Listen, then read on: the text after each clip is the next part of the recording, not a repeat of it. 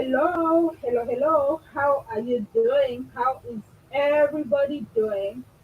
Welcome to some amazing live stream. We're going to have some amazing conversations, some thought provoking conversations, some enlightening conversations.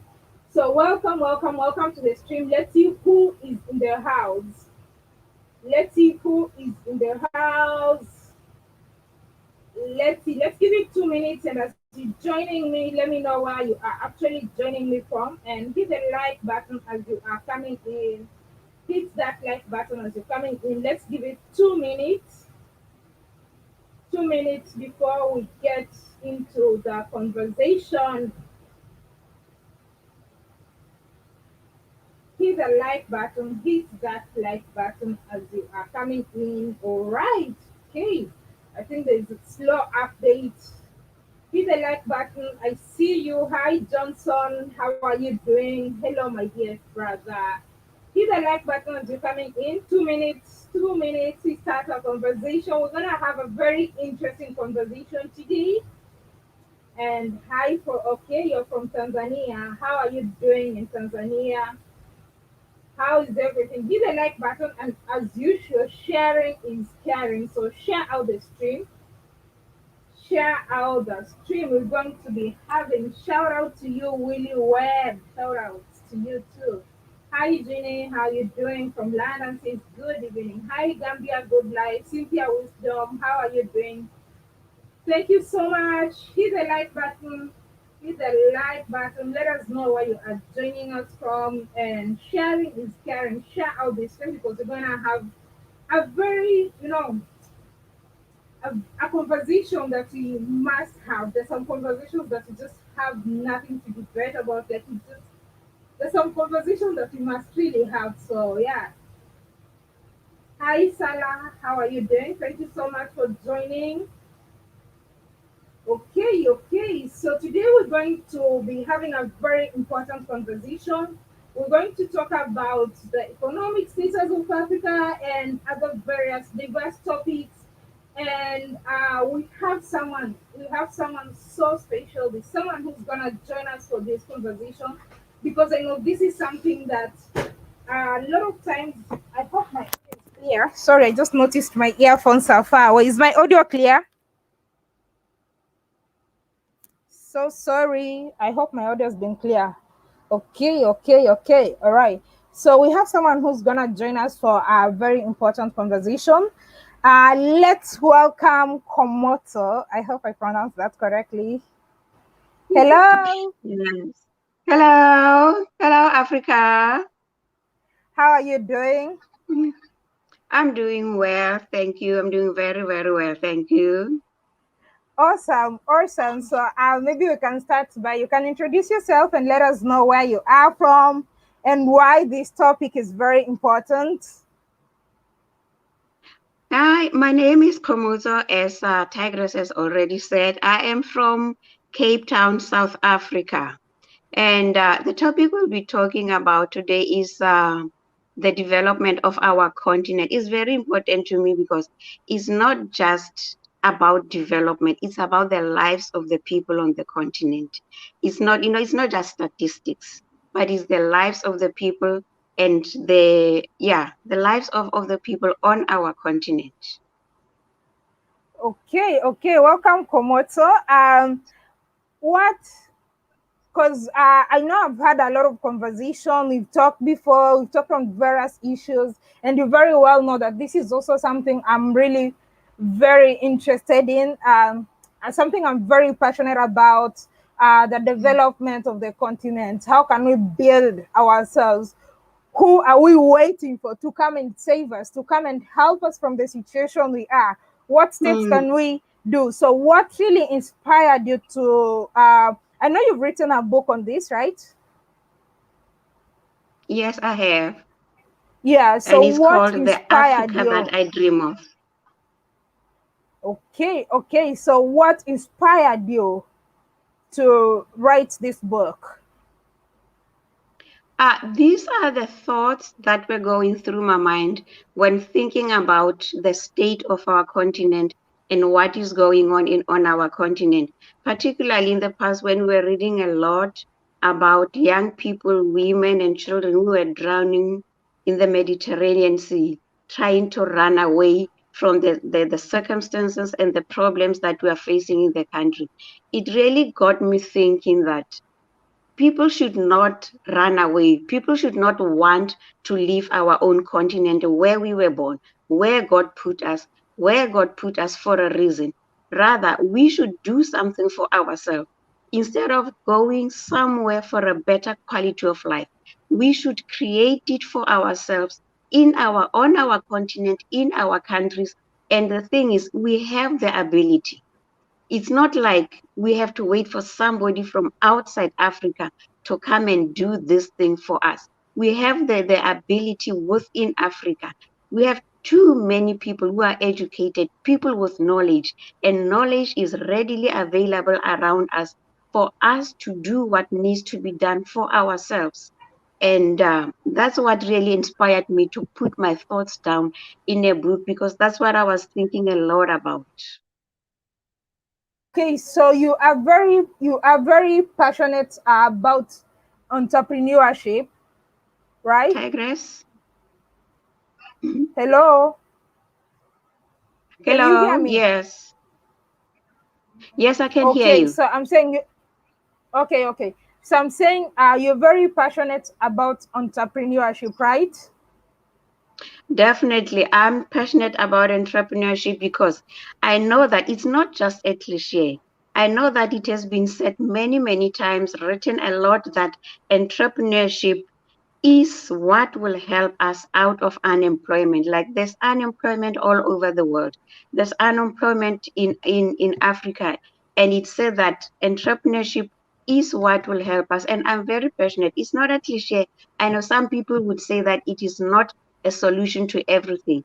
But yes, I'm passionate about entrepreneurship and what it can do and the contribution that it can make to the development of our economies in Africa and the development of the lives of our people, because a lot is happening in Africa, and South Africa is starting businesses. It is said that when you read articles, research-based articles, they say that sub-Saharan Africa is starting businesses more than any other continent. But the problem is, though the number of businesses is high, the contribution to economic growth and economic development does not match the number of businesses that are started. But I'm very passionate about entrepreneurship, what it can do, and what we can do about our situation. It's not that people are not starting businesses, but somewhere between starting the business and growing the business and contributing to economic growth and development on the continent, something is going wrong. But you And realize there are people. Okay, go ahead. Sorry, go ahead. one of the problems that is often cited is that most of these businesses, they are started by women, and they are started out of need to provide for the family. As a result of starting a business out of need, most of these businesses are operating in the informal sector. And most of these businesses, I think they sometimes lack the growth vision, long-term growth vision. And that's where some of the problem comes in, because there is no long-term growth vision.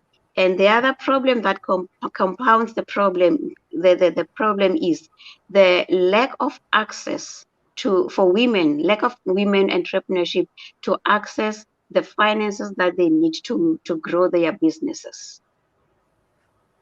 You realize that when you speak about starting a business and entrepreneurship, a lot of people, or a lot of people, especially younger people, might have the excuse to say, you don't just start a business. Some people barely have that money to start a business. So, if someone is in that situation, what would you advise, or what's your take on that?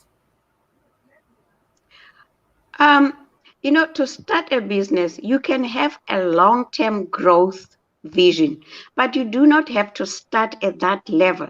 You can start small where you are with what you have, with the means that you have, but never lose sight of your long-term growth vision and grow it to where you want it to be over time. Because there's no point starting a big business when you don't have the experience, the managerial skills, the entrepreneurial skills that match the level of investment. You run a big risk. As a start where you are, grow yourself, grow your knowledge, entrepreneurial skill knowledge, and whatever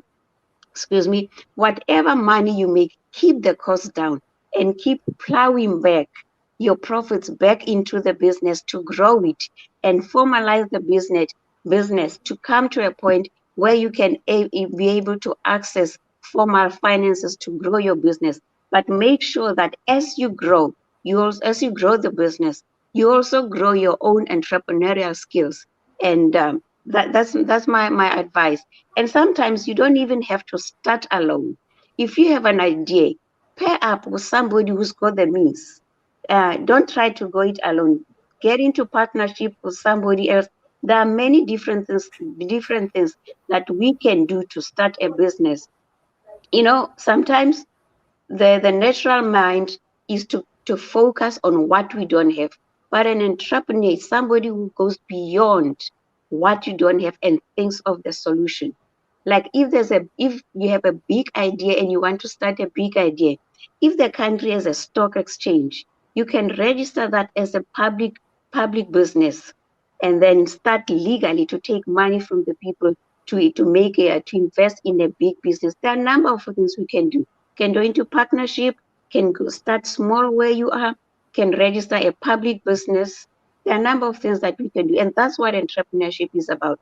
You don't look at the problem and it discourages you and you stop there. You think creatively, you think out of the box, you think of a number of ways that you can overcome the problem because every problem they say has got a solution. So that is the Okay. advice that I would give. Do you think everyone can be an entrepreneur? Can everyone be an entrepreneur? Okay, before you answer that, okay, I think when you talk about problem and need, and you've highlighted the issue of women, currently I'm in Nigeria, and I think you said like most businesses are run by women in Africa, in the informal sector, right? Yeah, they say most women in sub-Saharan Africa are starting businesses more than women in any other country or in any other continent.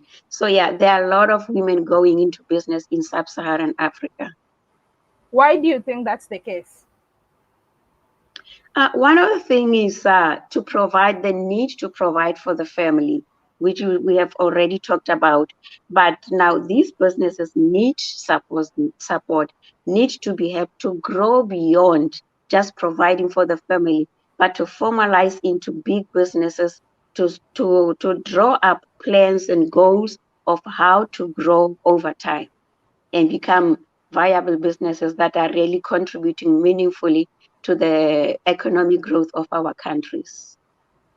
Okay, all right. Hi, Lady Visionary, Melanated Royalty, Marilyn, Nana. Hi, everybody. I see a lot of you coming in. Kindly smash that like button as you're coming in.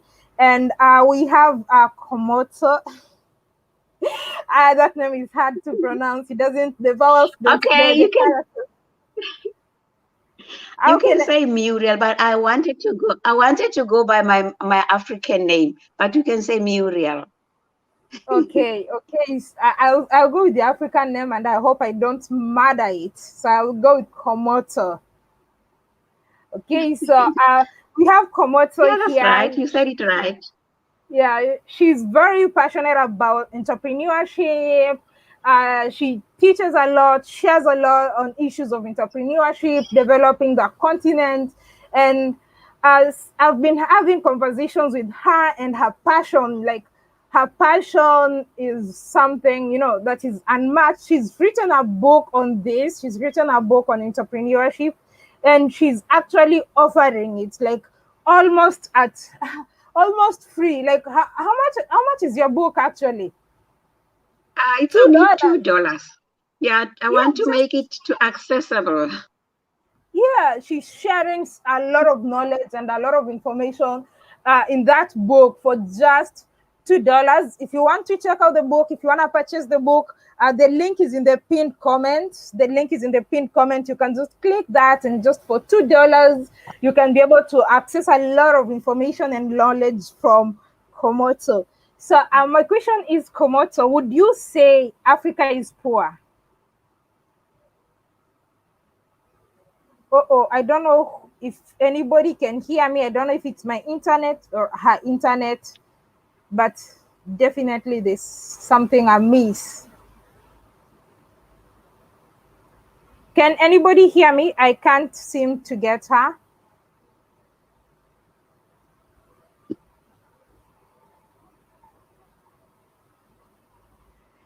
Okay, while we are Yeah, I waiting, can hear you. For okay, a I while I hear you lost you, right but now. now I can hear you.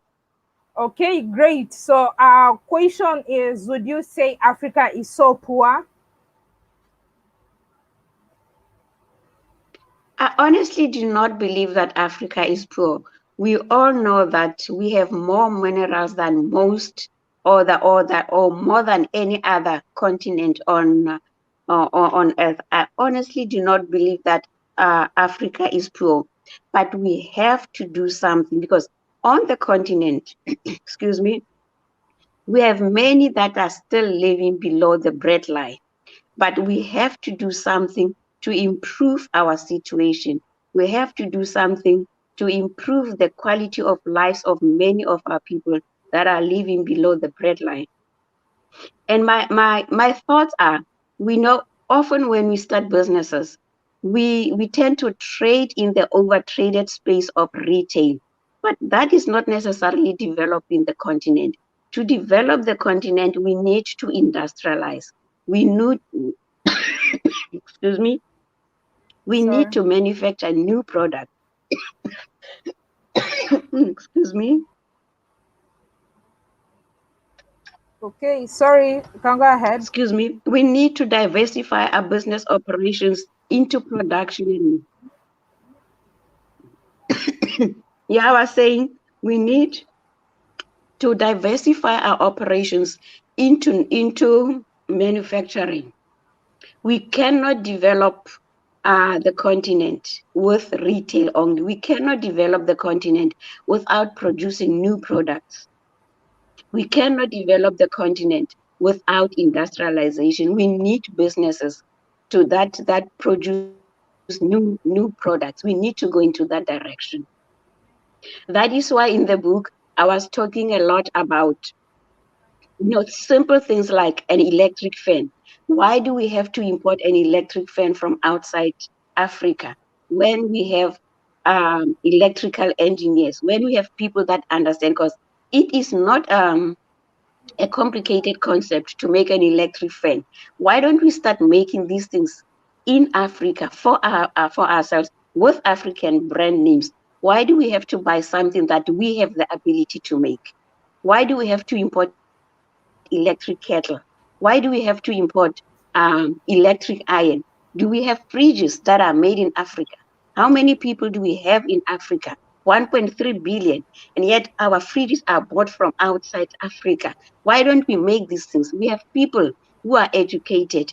And even if these things are not made by electrical engineer, somebody can start this kind of business and employ them, and the knowledge is readily available.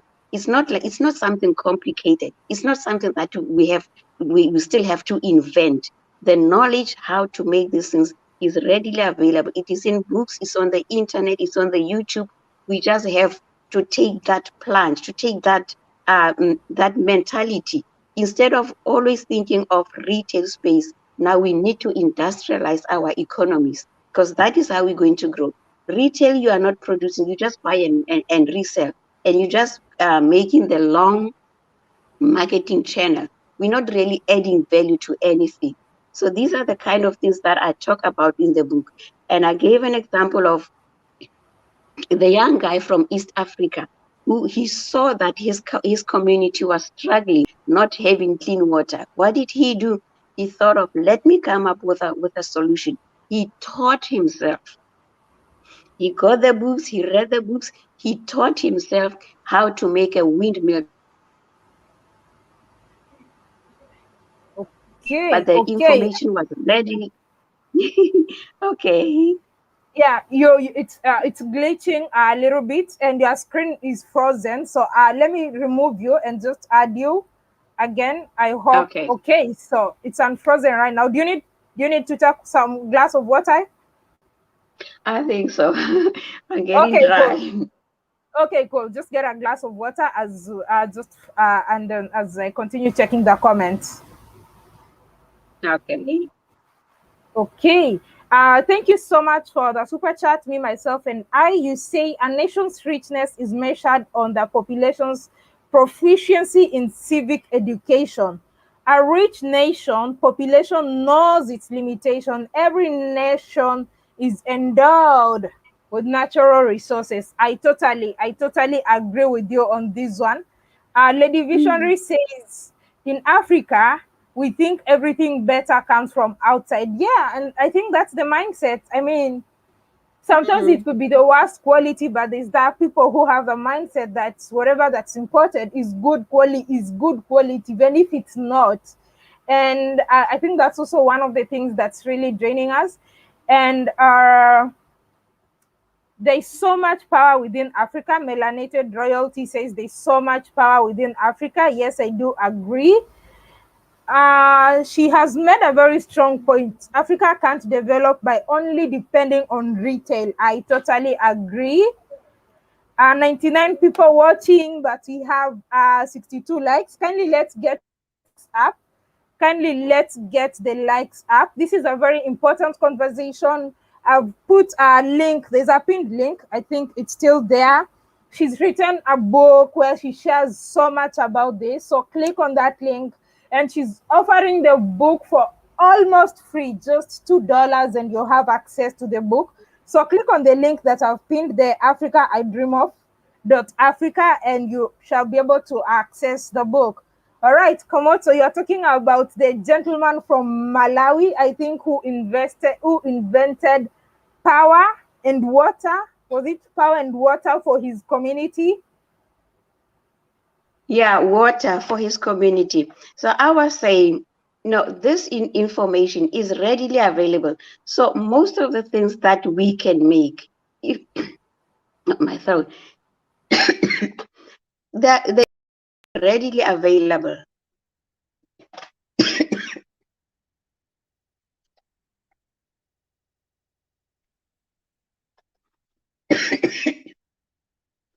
Excuse me about that. We just have to go to the books, relevant books, read the books, and teach ourselves. Because what is the purpose of education? You don't go to school to be taught everything. You will never learn everything from school.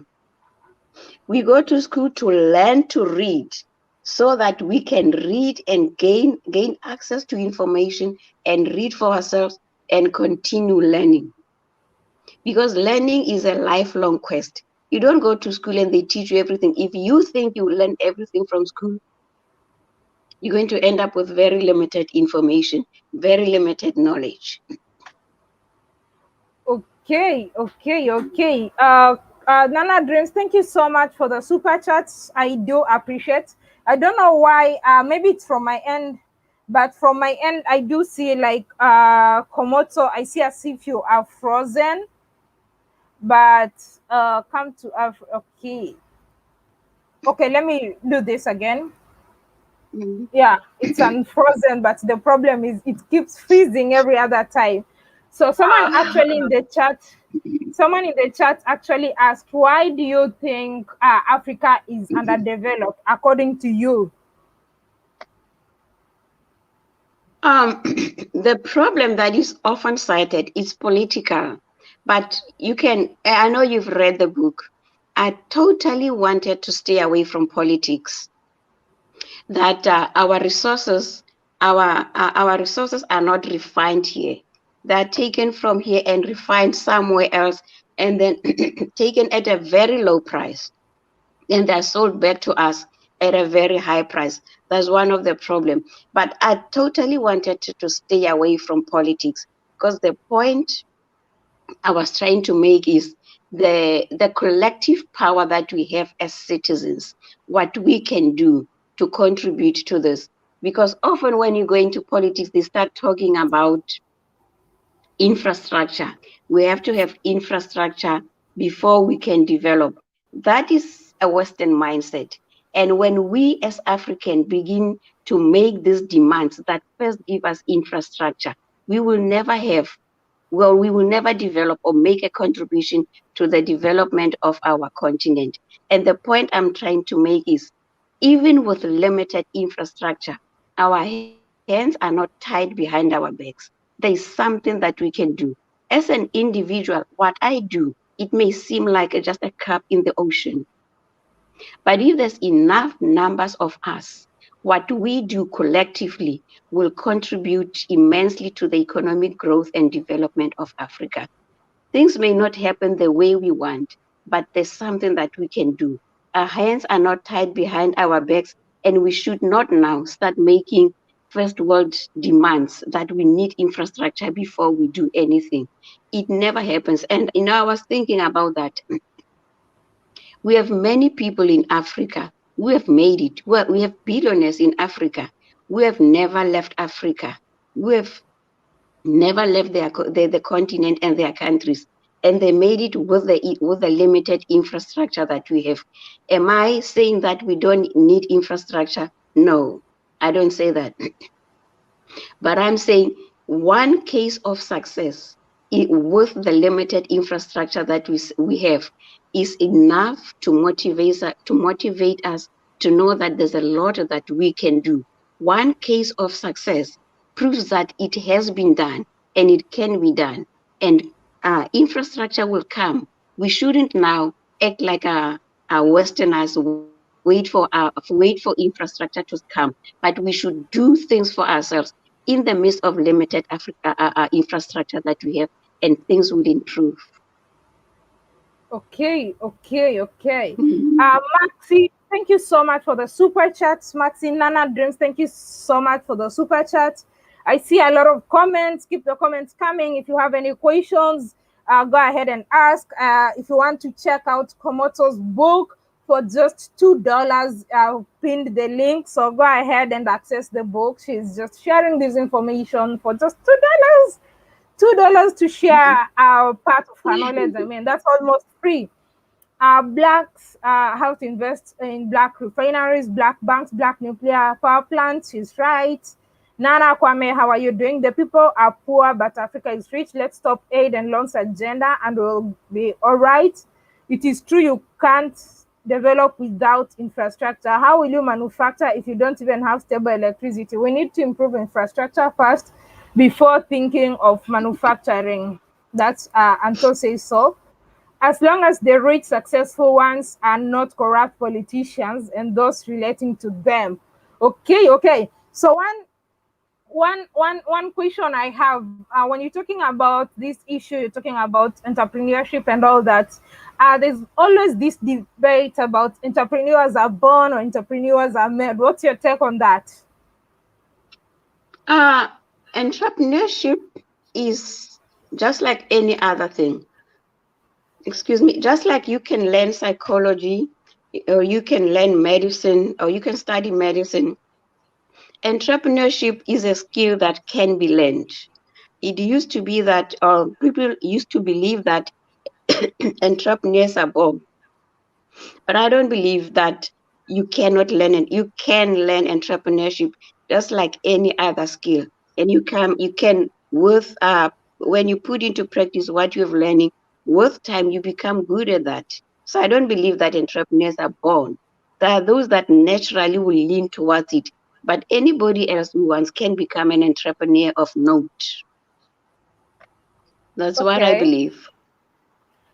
And another thing that you've mentioned, you've talked about that you do not need government or politics. You avoided talking politics in your book and all that. But don't you think that politics plays a very huge role in entrepreneurship? Keep in mind that some places, if the stability of a country has something to do with politics. So if the country is not stable, how will entrepreneurs in these situations thrive. Yeah, definitely. Politics is very important. But if we hold ourselves to politics and wanting them to provide the infrastructure, we're going to wait for a very long time without doing what needs to be done. Like going back to one comment where somebody said, how do you manufacture when you don't have electricity? That's I see it as a mindset that is fixed on one solution, that the government has got to give us electricity in order for us to start businesses. But how about we live in Africa? There's plenty of sunshine in Africa, and there's technology, different technology like solar panels, like windmills, not wind, but producing electricity from the wind. Instead of thinking in one way or thinking that there's only one solution to a problem, an entrepreneur thinks differently, sees other opportunities to solve the problem. Because if we're going to, this is the reason why I did not want to go into politics, because we will wait for electricity forever, or electricity without disruption. Why don't we produce solar panels? Or if you want to have a factory, fill up the whole roof with solar panels so that you have uninterrupted power. And that way you can produce something. We don't have to wait for politics to get it right. We've waited for over 50 years. It still hasn't happened. So what I said, that this is the very message of the book, that in the absence of what is needed, our hands are not tied behind our backs. In the absence of what is needed, there is always an alternative solution. And this is how we should think as entrepreneurs. Think outside the box, think of other means of solving the problem. Okay, all right, all right. She's very optimistic and a very independent thinker. Oh, Asnath Moyo, you got your book already. Excited. I'm glad you got your book. For those ones who want to check Komoto's book, go ahead, click on the link, on the pinned link, the link that I've pinned on top there, and the link that I'm dropping in the comments, and you are able to go have access to the book.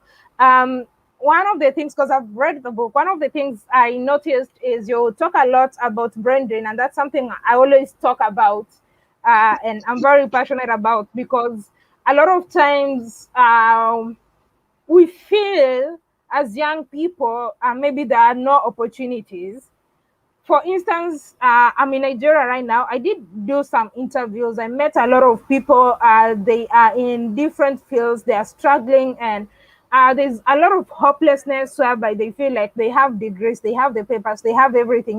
They need, only that there are no jobs. So in most cases, if you presented these people with an opportunity to go and work abroad, they would go. So how can we deal with this? Because when these people go to that, you're taking some of the best brains there, Mhm. and in return, we're not developing. How can we deal with that? I mean, if someone feels like there's no opportunity and then they get an opportunity elsewhere, someone I met, they are like they have a degree, they have good, but what they are doing is like, manual jobs and all that. So how can we deal with that? Or what advice would you give to such a person? You see, that's the thing. People have knowledge. People went to university, they studied, they've got their degrees, and they're waiting for somebody to create an opportunity for them. I think for far too long, we were told that go to university, get a good degree, get a good education, and get a good job. That has shaped our minds to look for a job. You go to university with the full intention of working for somebody else. Why don't we change the saying and say, get a good education and start your own business? Instead of looking for opportunities, let us be the one that create these opportunities. Instead of looking for somebody to come to Africa and create employment, or going outside Africa to to grab an opportunity elsewhere, let us stay where we are, and with the knowledge that we have, do something for ourselves. Because going to university and getting a knowledge, or rather, education is just getting a knowledge. So instead of using that knowledge for somebody else, use it for your own product, for your own business, and be the one who creates employment for yourself and for other people in Africa.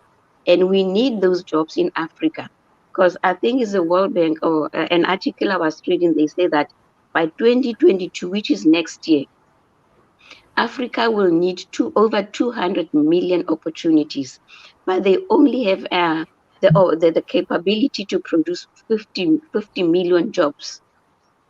Why do we have to wait for somebody to come and create things for ourselves?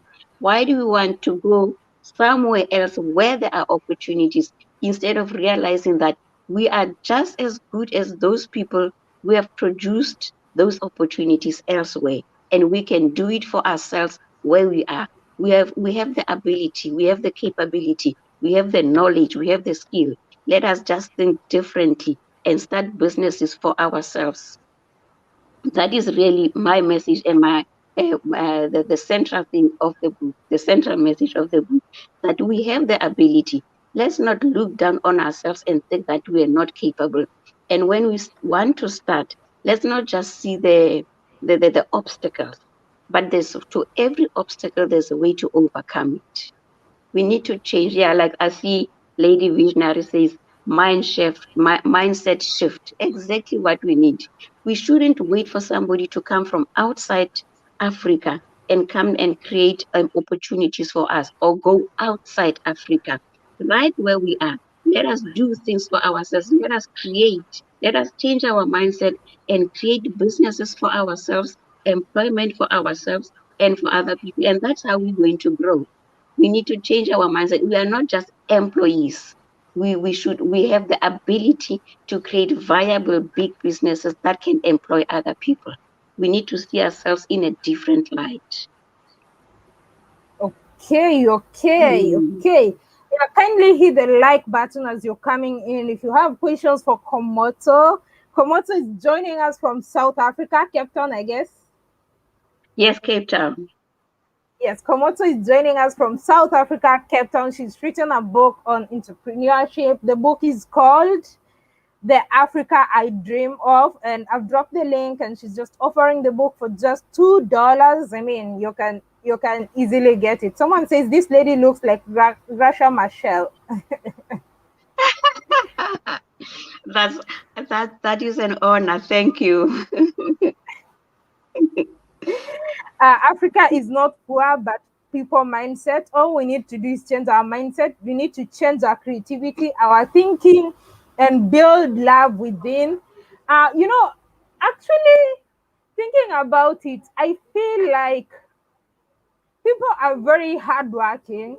One of the things I do when I'm traveling is I make a lot of observations. So I do observe a lot of things, and I've just observed a lot of things here in Nigeria, and it's very, very, very, very interesting. I mean, I say in order to understand a place like Nigeria, it's a place where you have to live it and feel it, like the energy and all that. It's something that you have to see. I feel like people are like very hardworking. People are very hardworking. People are putting lots of effort and just trying to get, pay their bills, get their daily bread and all that. Because I've even seen instances whereby you find like women are porters.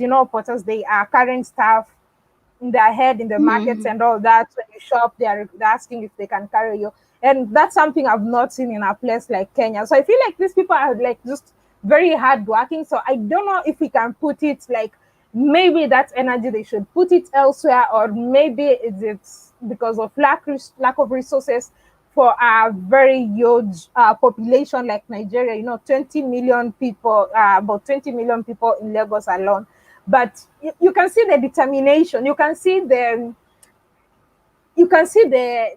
determination, like what these people are willing to really do, to sacrifice, to just put food on the table. So I really don't know how to look at this. Is it that they're not putting the energy in the right place, or is it that maybe infrastructure? I know you don't want to bring stuff to do with leadership in it. So, what's your take on this? Because Yeah, if we it's are hard work, hardworking. go ahead. Yeah, Sorry, we go are ahead. hardworking, but we are hardworking. But I think that with hard work, there needs to be a plan. There needs to be a goal. Sometimes we just do things to get the problem out of the way, to get food on the table.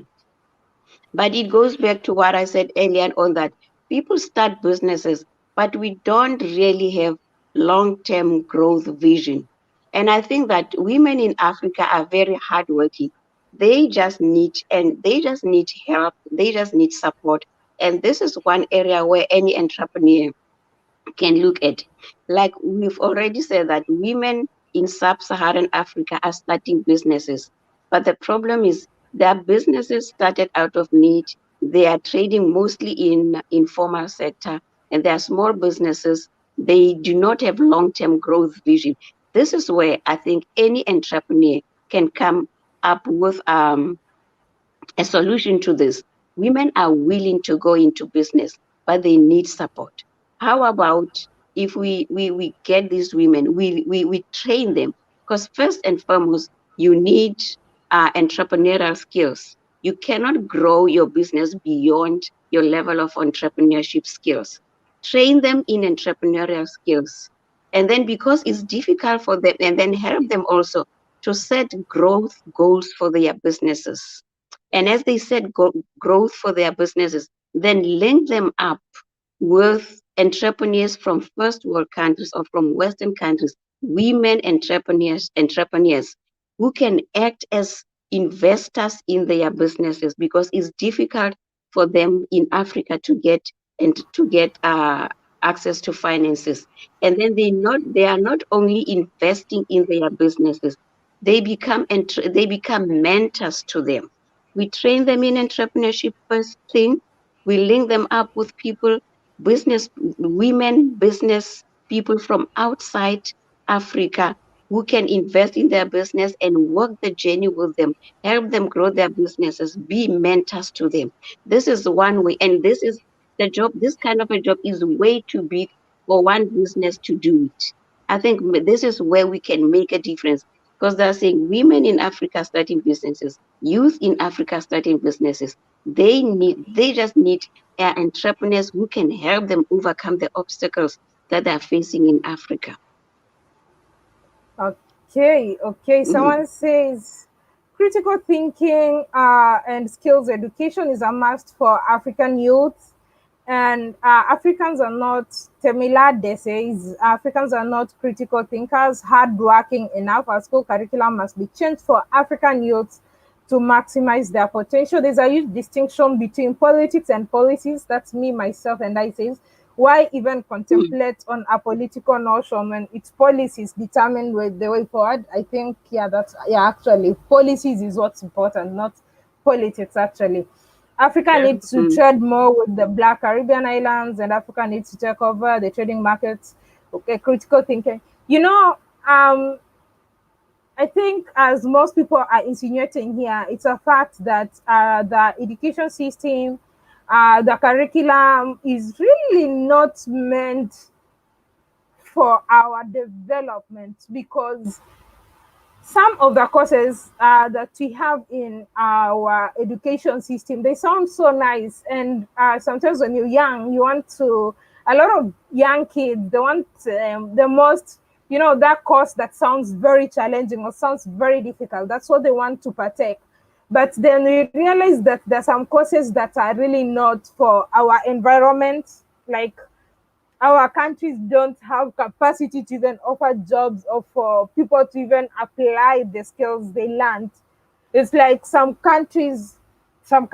universities, people are learning about forensic science, and then when you check on the school where they're learning, they don't even have a forensic lab. They don't even have like, rarely do you ever hear things being solved using forensics in that country.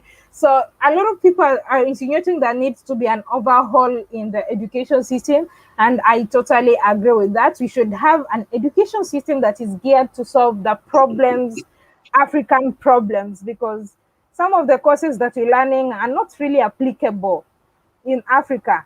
And then we should have things like entrepreneurship, critical Mhm. thinking, environmental sanitation, something I'm very passionate about because environmental management and sanitation in Africa is just a big problem. People don't think about the consequences of littering and just throwing rubbish everywhere.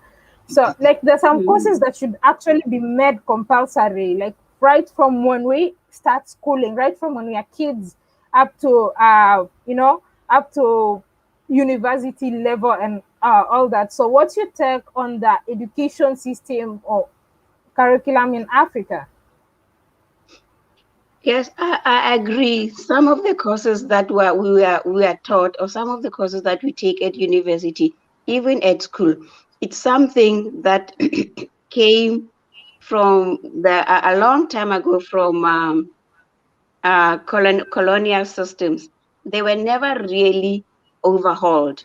But I keep saying that an entrepreneur is somebody who finds a solution to a problem instead of waiting for the school system to change.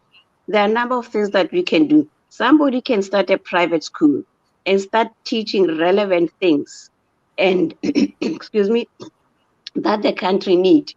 Or alternatively, when you, like we said, that you go to school to learn to read so that you can acquire knowledge on your own.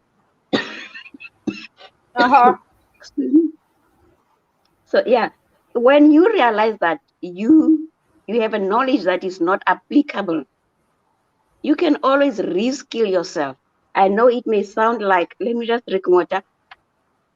It may sound like it's a waste of money and all that, but the purpose of going to school and learning is not just so that you can read, get a certificate, and stop there. We learn all the time. Reskill yourself into something that is needed, like you're talking about environmental studies. A person can read, and the example of the guy from Malawi who taught himself the skill. We can teach ourselves, and we keep on saying the message is readily available. So you cannot just say what I learned is useless. I have useless knowledge in my mind. You know how to read, you know where to get the information. So reskill yourself. It may not be a formal education where you have a certificate, but you have knowledge. You have taught yourself, you have knowledge in your head. So reskill yourself into something that is relevant and needed. And as an entrepreneur, start a private school where you teach the kids something that is relevant and that is needed. If we're going to wait for the education system to change, how long are we going to wait? How long have we been waiting? We've been waiting for infrastructure. Now we have a problem with education. How long are we going to wait until we do something? The central message of the book is we can do something. We have the power to do something. We don't have to wait for things to be as they ought to be. But we can do something with the knowledge that we have, with what we have, where we are, and we can start the ball rolling. We can even like become the leaders of our politicians. They're supposed to lead, but we don't know what they're doing. We can become their leaders, not taking political power, just doing the right economical thing, and we can become the leaders in economic developments on the continent. All right, all right. Thank you, Lance Swahili, for your donation. Super chats, I do appreciate. Someone that says, "I African Tigress, I did not get to download the book. I already paid by my system free, and I was unable to put my password. Froze. I think they meant froze. My system froze, and I was unable to put the password. So when I tried again, I was told I can't download again. I think they are having a glitch in accessing the book, but they've already paid for it. How do we? How do they? How can we help them? How can we help them? Maybe your email. Wait, can Yeah, what's your email? Let me drop your I'll give them email. my email. Okay. Okay. So let me check. I drop your email and then they can contact you after. Could you spell it? I think so I can get it. I can trace it from the lots of emails I have. Okay. MKGill20, MKGill20. Okay, at eh, yahoo.com. Yes. Okay, I got it. MK Gill 20 at yahoo.com. Kindly hit the like Yes. button as you're coming in. If you have any question for Komoto, uh, mkgill20 at yahoo.com. Yeah, I'll put her link, her email in the comment. You can email her after we're done, and she's able to help you. You're welcome. You help educating. Okay, thank you so much, Lan Swahili. Waiting to be employed. That's what's killing Africa. That's very true. Like, I mean, Mm. there are no jobs. There are no jobs. That's what I know. Like, there are no jobs anywhere. There are no jobs in. Some people say there is jobs, but yes, there's jobs, but there are some industries where there's really no jobs. So depending on the industry that you are in, and of course, living in a diverse environment, we need all industries. Everyone cannot be a doctor. Everyone cannot be, because I think doctors are the ones that I've never seen a doctor who is unemployed. We do.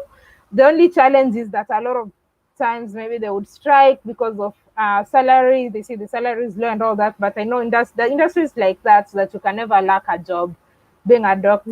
Mm. But we all cannot be doctors. We all cannot be, one thing, we have to diversify. We have to build other industries on the continent, like the creative industries, talent, artists, and all that. We need to get into other things that are available at a very low cost. A lot of people have massive land, but there's this mindset that everybody feels like they need to go to the biggest city in order to make it. But you'll find that for someone who's lived in that biggest city for a very long time, maybe they've lived in Lagos for a very long time, or maybe for 2, 3 years, they've seen an opportunity, they move back to the village and they become very successful farmers. So yeah, like somebody said, we have to change our mindset. Okay, Marilyn Charles. Okay, thank you so much. There are jobs,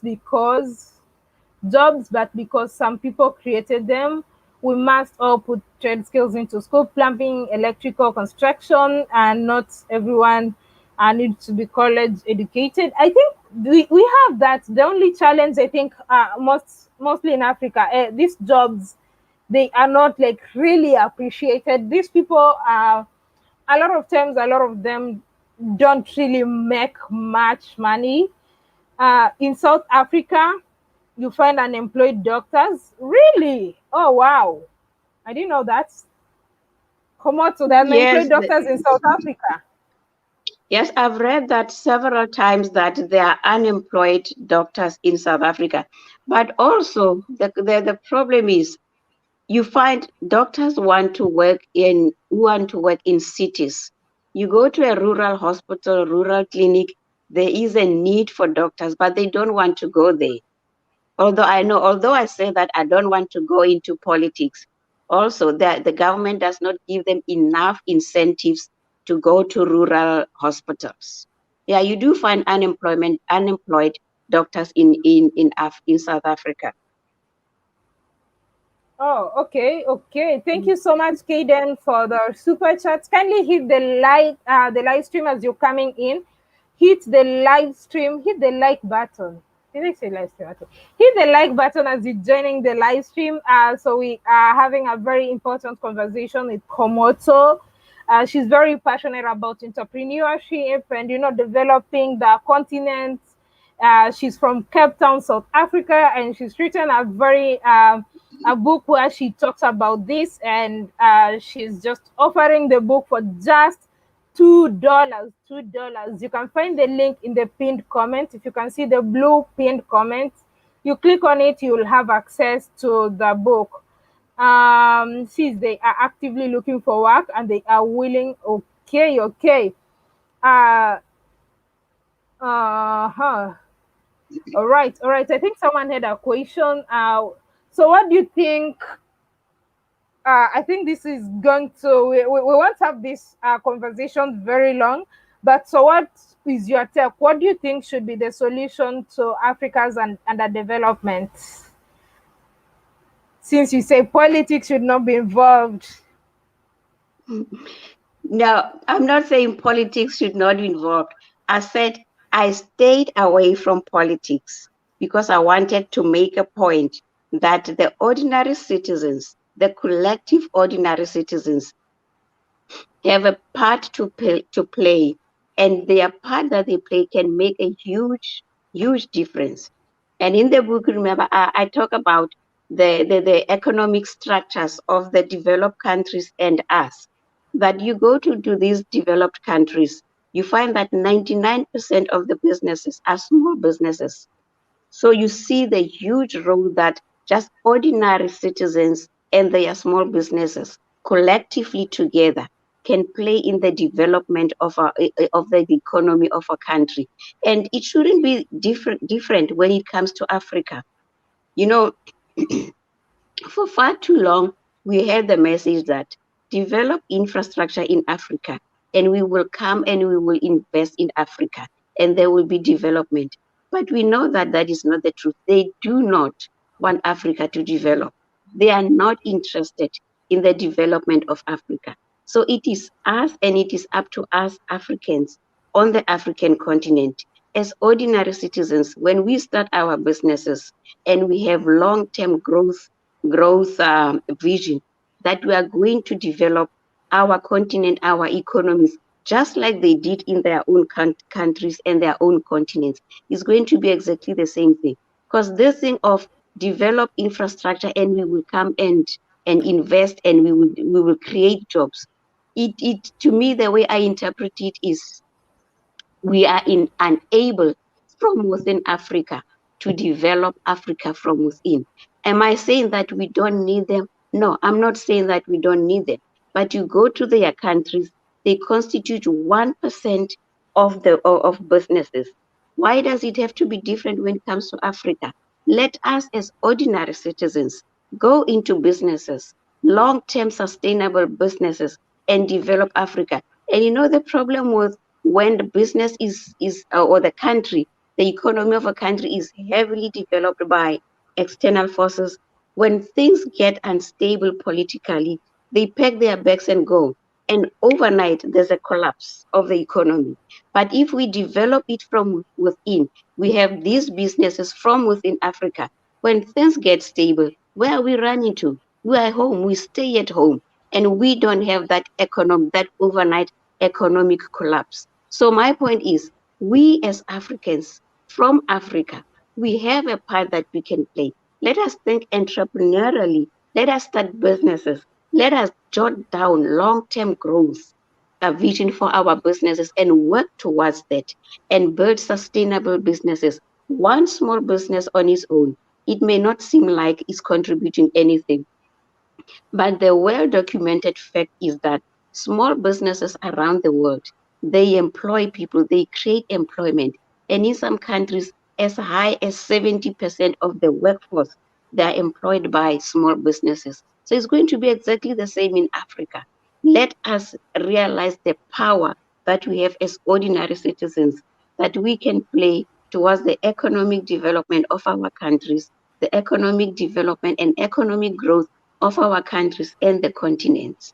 That is the central message that I want to say, that really, in the absence of the needed things, our hands are still not tied behind our backs. There's so much that we can do if we think entrepreneurial, because like as an entrepreneur, you know that there is not one solution to a problem. There's a problem, but there are a number of solutions. There are alternatives. They may not all be equally effective, but even a less effective alternative is better than doing nothing. So that's really my message to us in Africa. All right, all right. Mr. Mlugisi says, if poverty is measured by resources, then no. If we are talking about having an easy life, electricity, running water, good roads compared to the West, yes, Africa is poor. Okay, the answering is Africa poor. There's someone who's tried to access the book, but they say they are unable to create, they don't have a paper account and they're having problem. Is there any other way they can get the book? Um, there are two ways on PayPal. It says pay by PayPal or create an account. When you click on create an account, then it takes you to the next page where you can pay by credit card or by debit card. And then you can enter your personal information and you have a choice whether you want PayPal to keep your personal information or not. So you actually can pay by debit card or credit card.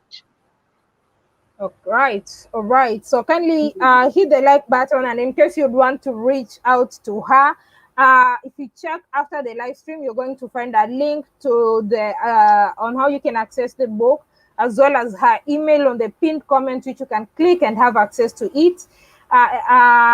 Jay the boss says we must sacrifice for the good of Africa. We have to work the low paying jobs that will build Africa.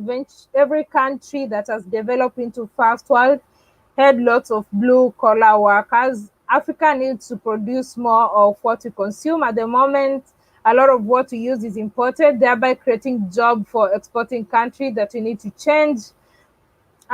Zulu lessons with Tando says, I'm so not interested in the government. Shame I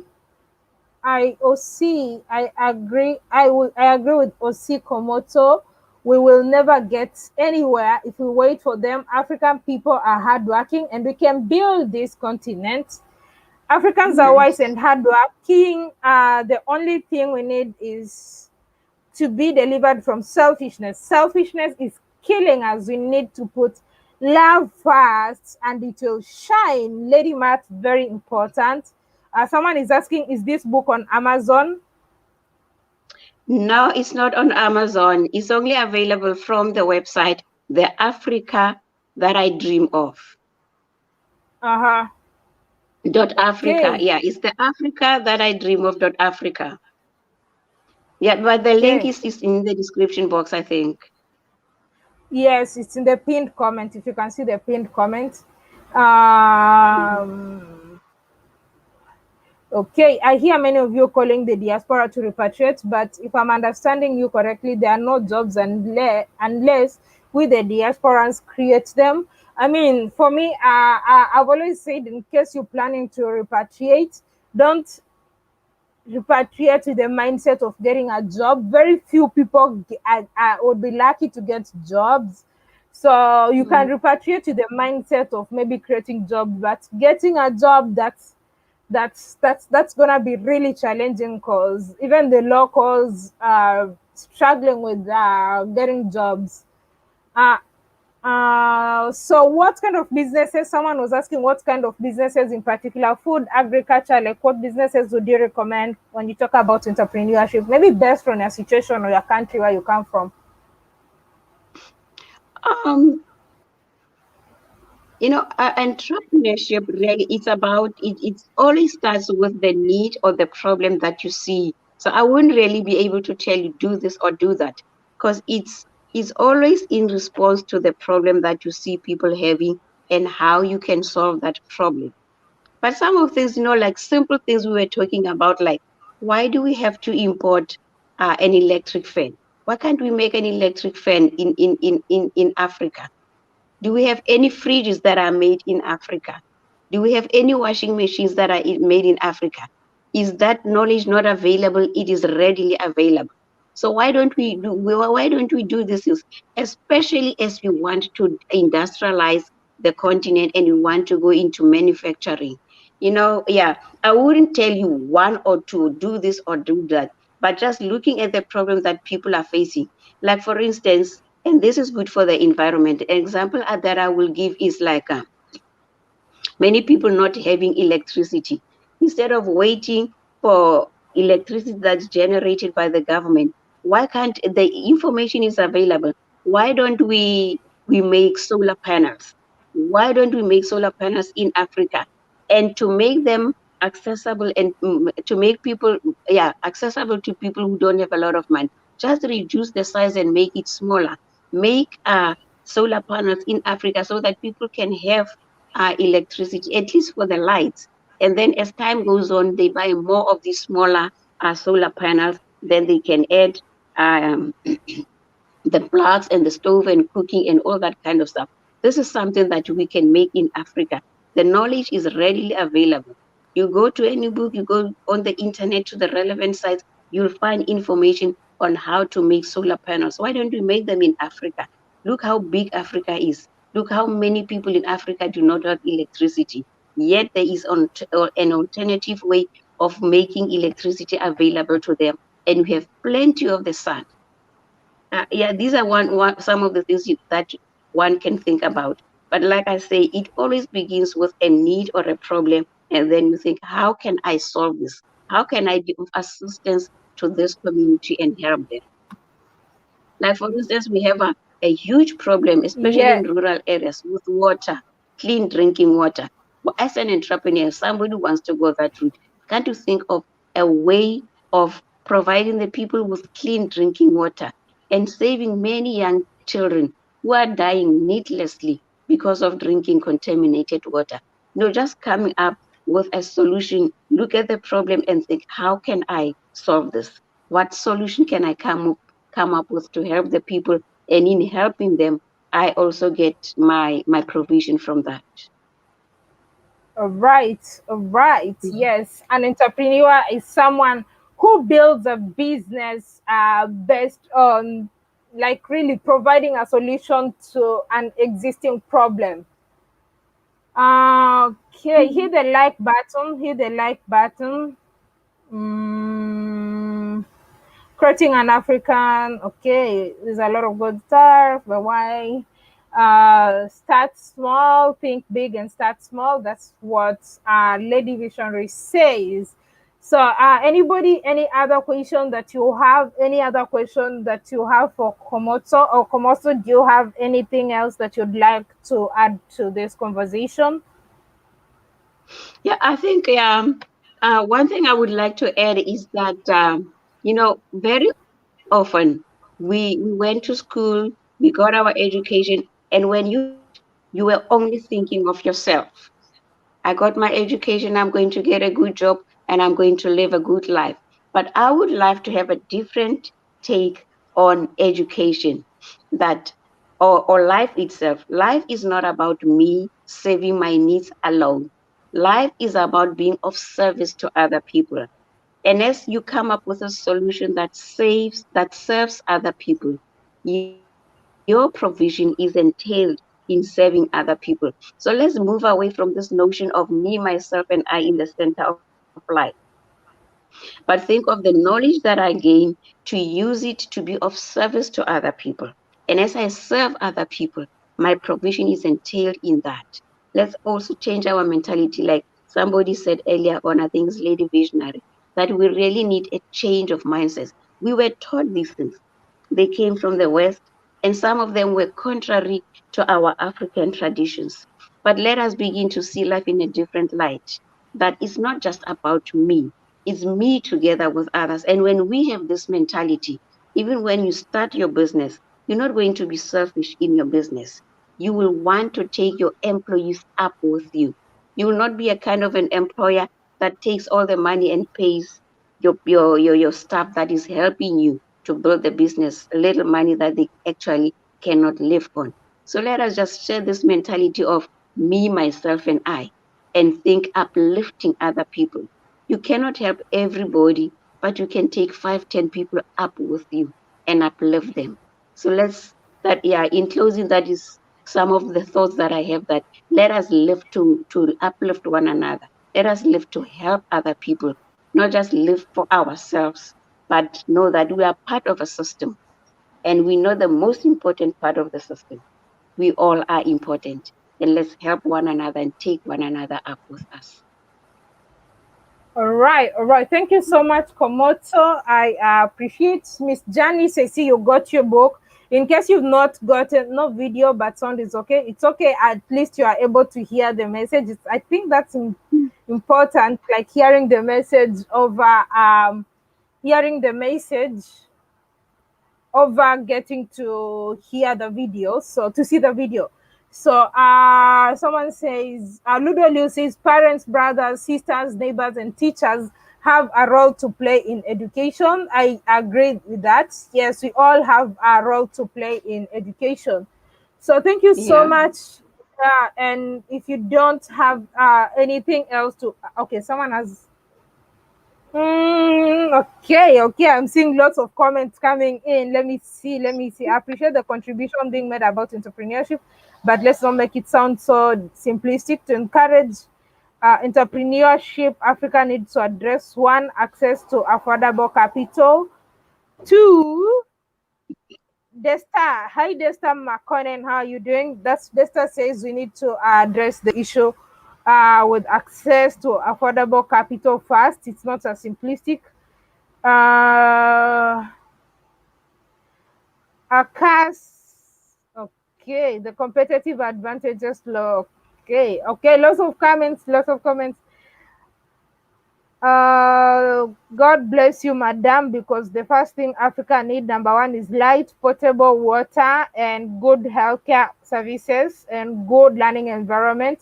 We are part of a system, yes, and if we want to see a change, we shouldn't be looking at the top of the pyramid. We should start to create the change from down. We should be all Yes. actor to the change. Very, very, very, very important. Mm. And I Yeah. think this is basically the message that you are trying to pass. Yes, Looking forward. definitely. Okay, That looking if you forward to want, it. Okay, go ahead. Go ahead. Sorry. yeah, and I just wanted to add that if you want to see a change, be part of the change. Be willing to become part of the change to create what you want to have, to create what you want to see. And we have the power. I think we've said it several times that we have the power to collectively, we have the power. We just have to be willing to be part of the solution. Oh, right. All right. Mm. Looking forward to reading this book. Thank you, Osi Komoto. What is Ausi? Ausi, what does it mean? Aussie is sister. Is in our, yeah, in our culture. I think all over Africa. When you're talking to somebody a little older than you just don't just call them by name. You say Sisi or Aussie, which is sister, big sister. Oh, okay. So that is in which language? Zulu. Setswana and Soto. Okay, okay, okay. Because I've seen it twice. I'm like, okay, this has must be having a meaning. All right. Yeah. Yes, D, I got live again. Today we are talking about entrepreneurship. We were with I'll see. I, at least I got it. We were with Elsie Komoto from Cape Town, South Africa, who Mm. was sharing about entrepreneurship. She's written a book that you need to check it out. The link is in the pinned comment. The book is The Africa I Dream of. I'll say, be that change you want to see. Yes, you should be the child that change. In Nigeria, we say auntie. Yes, in Nigeria, they say auntie actually. They don't say sister, they say auntie, auntie. Yes, for Okay. yes. Okay. Mhm. Okay, like that, Africa has a long way to go, and we have to be part of it. We have to create the base. Yes. Um, in America, okay, so most people go to healthcare. Yes, yes, healthcare. I know most people go to healthcare in America. Excellent. I wish you success. All right, everyone in the chat should buy the book. It's only $2. I read a few pages. It's going to be an interesting read. Yes, Janice, Miss Janice Elaine says everyone in the chat should buy the book. It's only $2. Yeah, let's drink from the wisdom of Ausi Komoto from South Africa. Try to Mhm. match your skills to what's required. For example, would you like to help a village build a school or provide resources for clean water? My sister, you're doing an awesome job. Let's build Africa for Africans. Thank you, Thomas. Mm. Christianity, for instance, has played a big role in the development of Africa. Most church leaders now focus on preaching on blessings, breakthrough, or spread messages. Of course, a lot of them, they are always preaching prosperity. Like, of course, I know there are some who could be genuine, but I also know that some are in it for the business. We have the ones who would tell you the pastor needs a private jet, so you all contribute. A church member is sick, needs an operation, they'll tell you to pray. So yeah, so you have to check where you are worshiping and what you are worshiping. Knowledge is power. Funny thing, I can't get off the chat and start reading because the first page is pulling me in. Zulu has got her book. Go ahead. No, Africa is the richest nation on earth. Yes, Africa is the richest continent on earth. So I think we've come to the end of the stream today. Go ahead, get your book. The link is in the pinned comment, and I'm also dropping the book is only available for $2 from Ausi Komoto. I appreciate everyone who's been part of the stream, everyone who's contributed. Thank you for sharing your opinion. I do appreciate it. Yeah, I think that's it. So the next thing is just clicking on the link and accessing the book. And if you have any questions, for those who have any questions for Ausi Komoto, you are MK. I'm going to leave the link in the pinned comment. So how do we say goodbye, or how do you say goodbye in your language? In my language, you would say, Husiami. Usiami. Husiami. Yeah. And I really would Usiami. like to, yeah, I know this is your show, but I truly would like to appreciate to express my appreciation to everyone who tuned in, every comment, the interaction with your audience. I really do appreciate that. And for all those who have bought the book, I really do appreciate that. Thank you very much. And for all those who will share the link with others and talk about it, I really do appreciate that. Thank you very much. Okay. Thank you Mm. so much. I appreciate your time and your contribution. Thank you for sharing your knowledge. I'm so excited. For me, I've already read the book, so I'm so excited. And I know by reading that book, it's going to touch you in one way or the other. It's going to make you see some things and reflect deeply within your life and look at what contribution you're making to your life, to the continent, and to the society or community around you. All right, Nana got her book. Ludo got his book. They are asking me for a password when I want to buy the book with my credit card following instructions you mentioned earlier. Someone Mm. says this. Can you see that? Yeah, yeah, I think after downloading the book, the website will generate a password, and then you'll need that password to download the book. I think they mustn't check out too quickly. Just wait for the password and then copy the password to download the book. All right. I hope that's clear. If you still can be able to get it, I'm going to leave a link to the website as well as her email, as I said. So you'll click on it in the pinned comment and in the description. You should be able to access it. So thank you so much. And I appreciate each and every one of you. I'm still in Nigeria, still traveling, still exploring, observing, and lots of videos. There's actually a lot of videos that I'm yet to post from Nigeria. So be patient with me. I have some challenges here and there. Be patient with me and stay tuned. In the next few days, we'll be going to the Democratic Republic of Congo. I'm so excited. Actually, like, these are my last nights in Nigeria, so I can't wait to check out Democratic Republic of Congo. And I want to thank each and every one of you who's been supporting my channel. Everyone who's been watching, we're now at 61,500 subscribers. Yeah. 61,500 subscribers. I do appreciate your love and your support. And yeah, stay tuned. Don't just leave because we're going to another country, we're going to Nigeria. We still need you to follow us to Nigeria, to Congo, to Ethiopia, and all these other countries that we'll be exploring. And thank you so much. Until next time, I would say kwaheri. Thank you. Okay.